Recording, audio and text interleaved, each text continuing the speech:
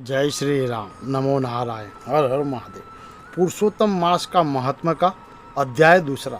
सूत जी बोले कि राजा परीक्षित के प्रश्न पूछने पर भगवान शुक्र द्वारा कथित परम पुण्यप्रद श्रीमद् भागवत सुखदेव जी के प्रसाद से सुनकर और अनंतर राजा को मोक्ष भी देखकर अब यहाँ यज्ञ करने के उद्यत ब्राह्मणों को देखने के लिए मैं आया हूँ और यहाँ यज्ञ में दीक्षा लिए हुए ब्राह्मणों का दर्शन कर मैं कृतज्ञ हुआ।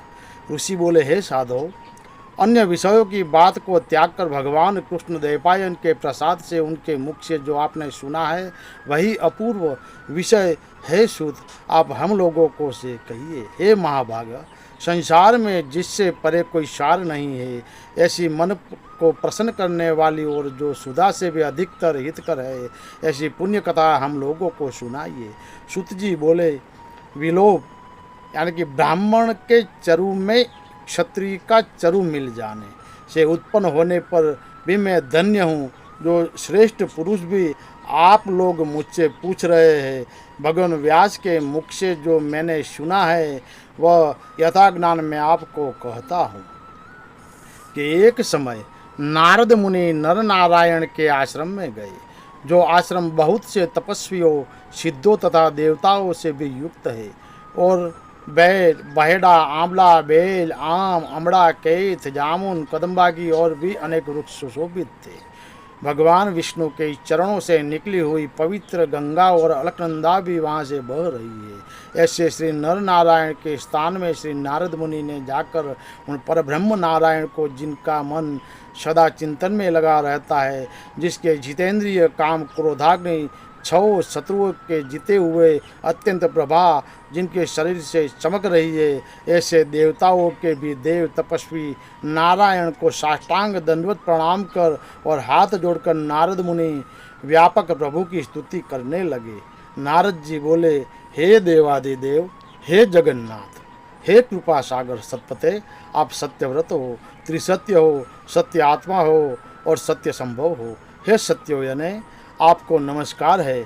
मैं आपकी शरण में आया हूँ। आपका जो तप है वह संपूर्ण प्राणियों की शिक्षा के लिए और मर्यादा की स्थापना के लिए है।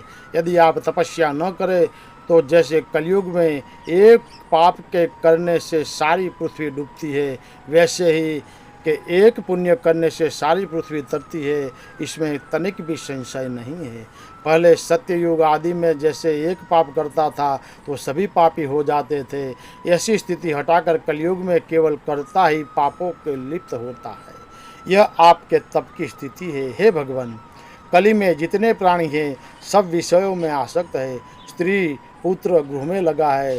चित्त जिनका ऐसे प्राणियों का हित करने वाला जो हो और मेरा भी थोड़ा कल्याण हो, ऐसा विषय विचार कर केवल आप ही कहने के योग्य ही। वहीं आपके मुख से सुनने की इच्छा में मैं ब्रह्मलोक से आया हूँ। आप ही उपकार प्रिय विष्णु है, ऐसो वेदों में लिखा है। इसलिए लोकोपकार के लिए कथा का सार इस समय आप सुनाइए, जिसके श्रवण मात्र से निर्भय मोक्ष पद को प्राप्त करते हैं।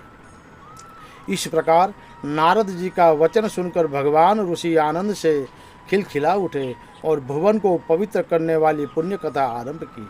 श्री नारायण बोले, हे नारद, गोपों की स्त्रियों के मुखमंडल के भ्रमर, रास के ईश्वर, रसिकों के आभरण, वृंदावन बिहारी, व्रज के पति आदि पुरुष भगवान की पुण्य कथा को मैं कहता हूँ, जो निमेष मात्र समय में जगत को उत्पन्न करने वाले हैं। उनके कर्मों को हे वत्स इस पृथ्वी पर कौन वर्णन कर सकता है। हे नारद मुनि, आप भी भगवान को चरित्र का सरस सार जानते हैं और यह भी जानते हैं कि भगवान चरित्रवाणी द्वारा नहीं किया जा सकता। तथापि अद्भुत पुरुषोत्तम महात्मा आदर से कहते हैं, ये पुरुषोत्तम महात्मा दरिद्रता और वैंधव्य को नाश करने वाला, यश का दाता एवं सत्पुरुष और मोक्ष को देने वाला है। अतः शीघ्र ही इसका प्रयोग करना चाहिए। नारद जी बोले, हे मुनि, पुरुषोत्तम नामक कौन देवता है, उनका महात्मा क्या है, यह अद्भुत सा प्रतीत होता है। अतः आप मुझसे विस्तार पूर्वक कहिए। ऐसे ही अनेक अनेक पोस्ट मैं आपको बताऊंगा। सूत जी बोले, नारद का वचन सुन नारायण क्षणमात्र पुरुषोत्तम में अच्छी तरह मन लगाकर बोले। श्री नारायण बोले, पुरुषोत्तम, यह मास का नाम जो पड़ा है वह भी कारण से युक्त पुरुषोत्तम मास के स्वामी दया सागर पुरुषोत्तम ही है। इसीलिए ऋषिगण उसको पुरुषोत्तम मास कहते हैं।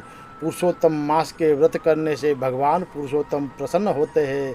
नारद जी बोले, चैत्रादि मास जो है वे अपने अपने स्वामी देवताओं से युक्त है, ऐसा मैंने सुना है, परंतु उसके बीच में पुरुषोत्तम मास का मास मैंने नहीं सुना।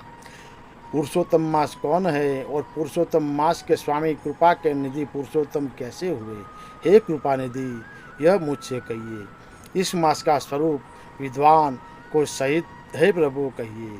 हे सतपते, इस मास में क्या करना है, कैसे स्नान करना, क्या दान करना, इस मास की पूजा उपवास आदि क्या साधन है, वो मुझे बताइए। इस मास में विधान से कौन देवता प्रसन्न होते हैं और क्या फल देते हैं?